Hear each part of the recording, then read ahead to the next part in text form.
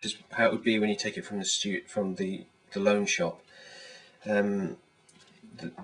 This camera has only got two parts, the lens and the camera body. The film is actually housed within the camera body. It's not movable. You can't change the films mid-shoot. Once you start one roll, it stays in there until you've finished it. You look through. It's a rangefinder camera, so we look through this area here. We don't actually see through the lens. So first of all, the first thing to note is that because we don't look through the lens, when we're looking up and framing up looking through the viewfinder, we won't see that in fact the lens cap is on, and we can shoot away merrily taking pictures when the lens cap is on all the way through. So the first thing to do is to remove the lens cap. This one has a skylight filter on it, which is to protect the lens. Don't take that off. It also has a lens hood, which you can remove like so. It comes off, goes back on, and is fixed like so. A mark here, line it up to the centre, the red line, and it's on firm. So this is the aperture ring. On this lens, as we can see, the aperture goes from f4 to f22. Moving back down the lens, here we have the focus ring. As we twizzle it, we can see how the lens moves backwards and forwards. That will be focusing in and out.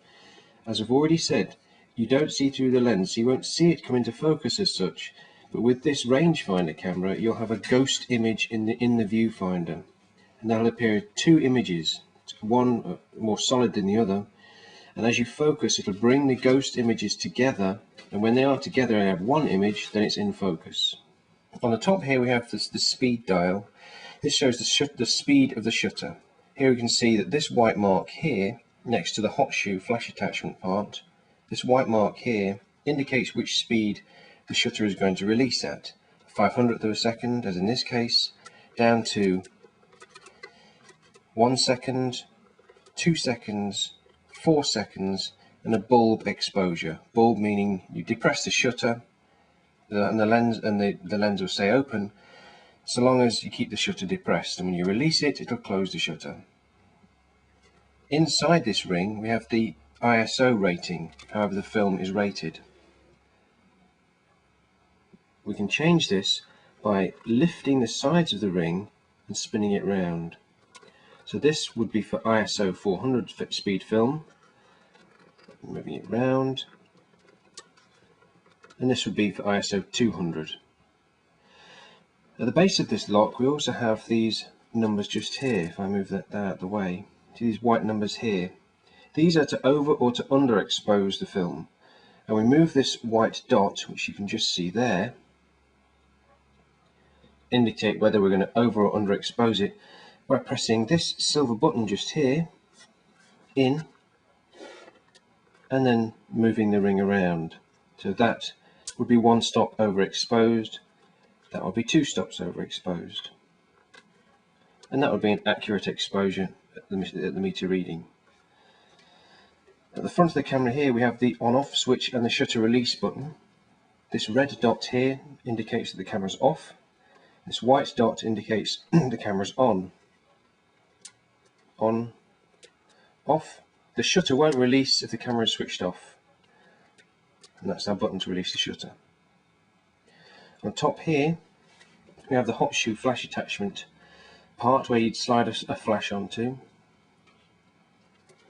On the front we have a timer release. Press this button to do a timer release. So the camera will probably be on a tripod at this point, and we'd want to be inside the picture, or we'd be taking a long exposure and we didn't want to make the camera rattle by pressing the button, so we'd use the timer release.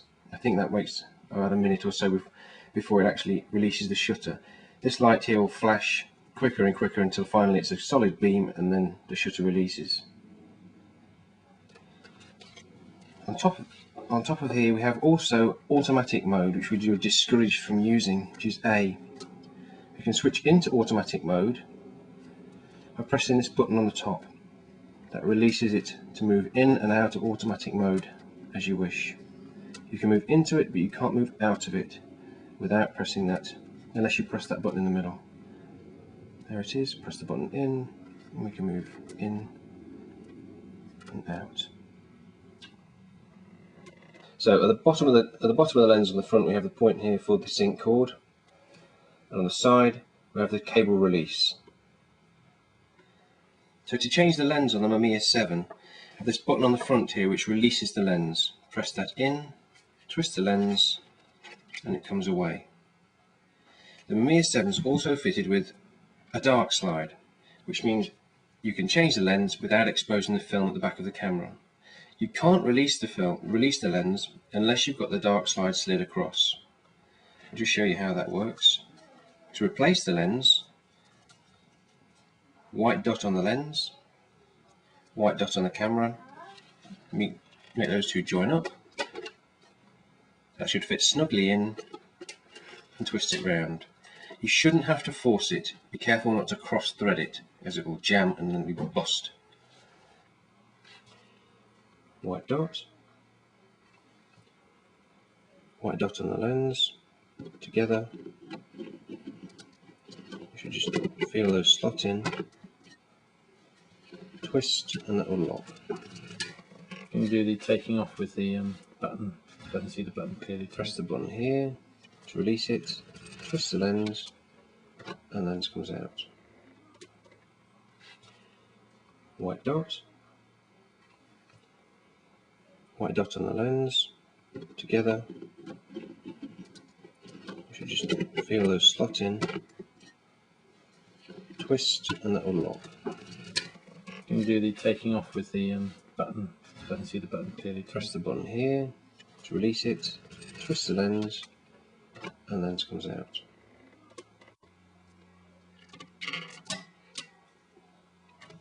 So with the lens at the back now open, we can see this dark slide. Just to show you what that looks like, on the bottom of the lens, we can see how we release, on the bottom of the base, so we can see how we release that dark slide with this button here.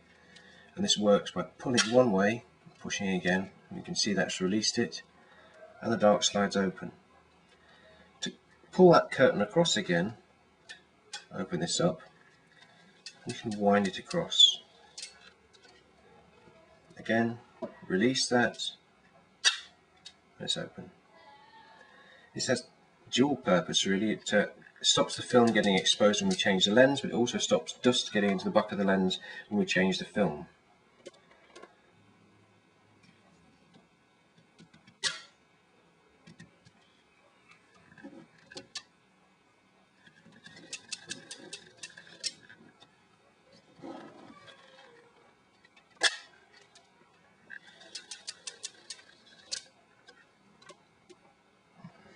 So with the back of the camera open, we can see we have this pressure plate here. There's two marks here, 120 and 220/135. They relate to the size of the film. A regular 12 frame 120 roll of film should be set like that. This plate applies a certain amount of pressure with 120 and it applies less pressure with 220. 220 is simply 120 film but twice the length. So a thicker roll, more film, less pressure on the back of the plate. We can change it by just spinning it around. So the white dots now point to the 220. As I've said, for a regular 12 frame roll of 120, the white dots should be pointing to the 120. So to load the camera up, take a fresh roll of film.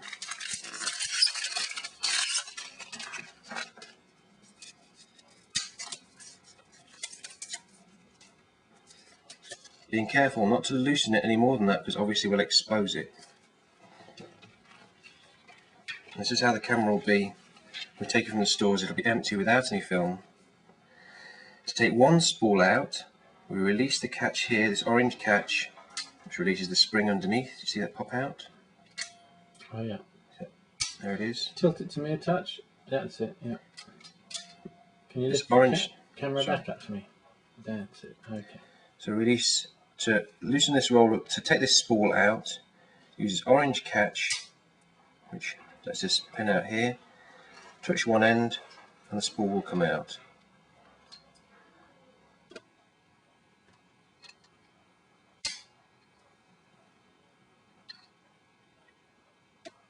we now need to put this spool in the other end of the camera. So we'll release that spool, same principle, that spool into there, feed it in exactly the opposite of what we just did. It should just drop in, and now it's locked in. To make sure that's in and situated properly, we can wind it on and it should spin round, like so.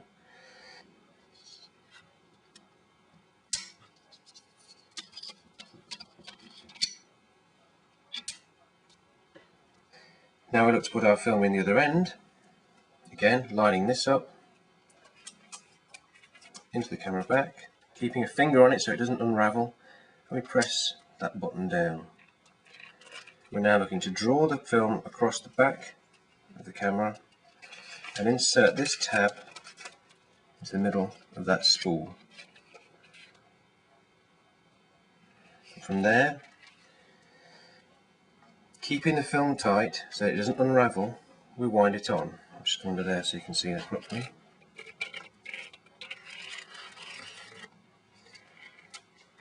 And carry on winding it on until the arrows come into the middle. And you can see that they need to be just joined up there. We now close the back up, and that's just now locked. And at this point we have to wind the film on to take it to the first frame, using the winder here, and the numbers will gradually spin round to 1. When it gets to 1, you can't wind it on anymore without forcing it, and we're ready to shoot. Okay, so with the film loaded in the back, the lens replaced to the front, we're wound on, the camera's switched on, we're at the correct ISO, everything's ready to go. Why don't it take a picture? Because we didn't release the curtain at the back. To release the curtain, you see this little Pac-Man down here on the base with his mouth shut and his mouth open. With his mouth shut, the curtain is across the back and it won't fire. With his mouth open, the curtain's open and it'll shoot just fine. So it's the same button to release the curtain again. We can now see that the white mark has gone from mouth shut to mouth open, and the camera should fire.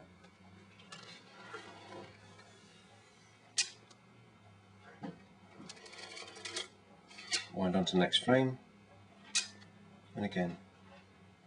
To make a multiple exposure, we wind on first, this is wound on, release the shutter. If I go to take another picture, the shutter doesn't release.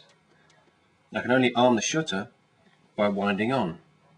If I want to do a multiple exposure, then I press this button down here, the silver button, which enables me to slide the little catch along towards multi, and I can now prime the shutter without winding the film through and take as many exposures as I want. When I've finished multiple exposing, button in again, back to away from multi. Shutter won't release, and it winds the film through for the next exposure. Can you press the button and push it? No, just don't see them, do you?